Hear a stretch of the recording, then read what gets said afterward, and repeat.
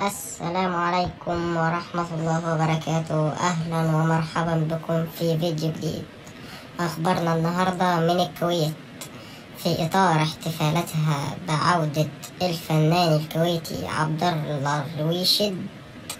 وضعت روتانا سينما إعلانات وملصقات وصور للفنان عبد الله في شوارع الكويت، وذلك بعد تغلبه على المرض وعودته من جديد إلى الكويت.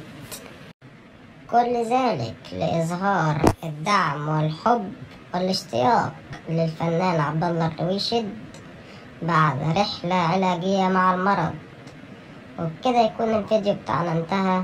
لو عجبك الفيديو ما تنساش تعمل لايك للفيديو واشتراك في القناة وتفعل زرار الجرس علشان يوصلك كل جديد من قناتنا أخبار وموعد.